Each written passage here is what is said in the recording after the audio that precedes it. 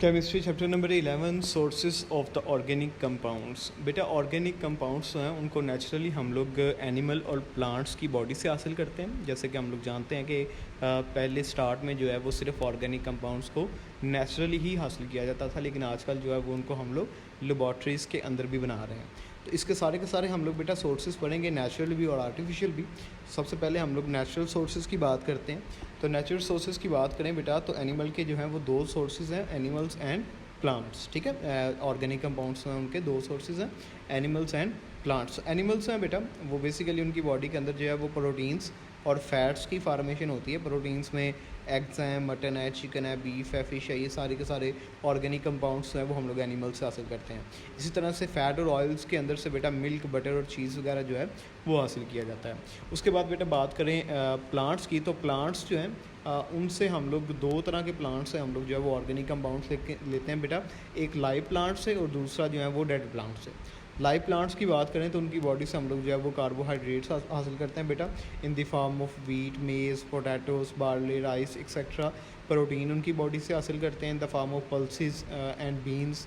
Vitamins हैं बेटा वो हासिल करते हैं एप्पल, ऑरेंज, बनाना वगैरह की फॉर्म में। और ऑयल्स वगैरह जो है वो भी हम लोग प्लांट की बॉडी से हासिल करते हैं from the palm oil, olive oil, soybean oil etcetera. तो ये सारे के सारे ऑर्गेनिक कंपाउंड्स हैं बेटा वो एनिमल और प्लांट से हासिल किए जाते हैं।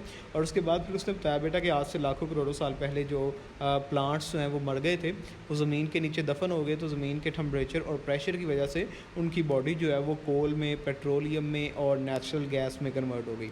तो बेटा कोल की डिस्ट्रक्टिव डिस्टिलेशन के ज़रिए और पेट्रोलियम की फ्रैक्शनल डिस्टिलेशन के ज़रिए इनके अंदर से भी हम लोग बहुत ज़्यादा ऑर्गेनिक कंपाउंड्स को निकालते हैं। तो ये फ्रैक्शनल डिस्टिलेशन क्या होती है, डिस्ट्रक्टिव डिस्टिलेशन क्या होती है, ये आगे चल के जो है हम लोग कोल में और पेट्रोलियम के अंदर जो है वो पढ़ेंगे। तो ये सारे सोर्सेज है बेटा जो कि ऑर्गेनिक कंपाउंड्स के नेचुरल सोर्सेज इनको हम लोग कहते हैं, जो कि हम लोग एनिमल और प्लांट की बॉडी से हासिल करते हैं। तो उसके बाद बेटा डिटेल में हम लोग जो है वो आज कोल की बात करेंगे कि कोल क्या होता है। इसके अंदर सिर्फ आपने शॉर्ट क्वेश्चन याद रखने हैं, लॉन्ग क्वेश्चन में ये जो नेचुरल सोर्सेज है ना ये लॉन्ग क्वेश्चन में नहीं आते होते।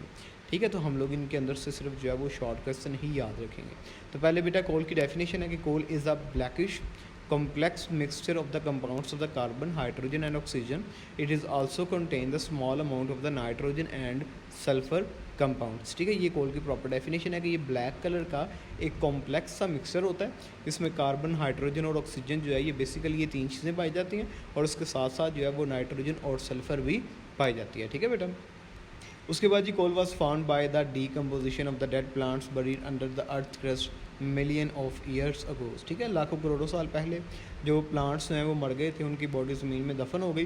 तो उनकी बॉडी जो है वो ज़मीन के प्रेशर और टेम्परेचर की वजह से किस में कन्वर्ट हो गई, कोल में कन्वर्ट हो गई। ठीक है बेटा, तो इस चीज़ को हम लोग जो है वो कार्बोनाइजेशन का भी नाम देते हैं कि the conversion of wood into coal, लकड़ी का कोयले में कन्वर्ट होना कार्बोनाइजेशन कहलाता है। ठीक है, बहुत ज़्यादा ये स्लो प्रोसेस है और ये हवा की गैर मौजूदगी में, एब्सेंस ऑफ द एयर जो है ये होता है हाई टेम्परेचर और हाई प्रेशर के ऊपर। और तकरीबन जो है वो इसको 500 मिलियन साल लगते हैं एक वुड को कोल में कन्वर्ट होने में। ठीक है, वो जो हम लोग बेटा लकड़ी को जला के कोयला बनाते हैं वो वाला कोयला ये नहीं है, ये वो है जो कि नेचुरली ज़मीन के अंदर से निकलता है। फिर आगे बेटा उसने बताया कि wood contains about 40% of the carbon, so depending upon the extent of the carbonisation process 4 type of the coals are found. ठीक है, बेसिकली बताता है बेटा कि वुड के अंदर जो है वो 40% तक कार्बन होती है और कार्बोनाइजेशन में फिर हमारे पास 4 तरह का कोयला बनता है जो कि डिपेंड करता है on the amount of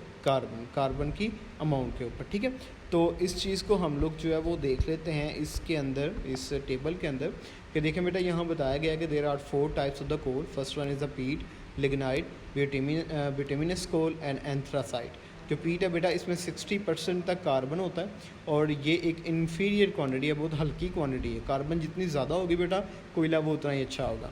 inferior quantity है जो कोल की जो काइन वगैरह में यूज़ होती है, भट्टियाँ वगैरह जो ईंटें बनाने वाली होती हैं उनमें ये इस्तेमाल होती है।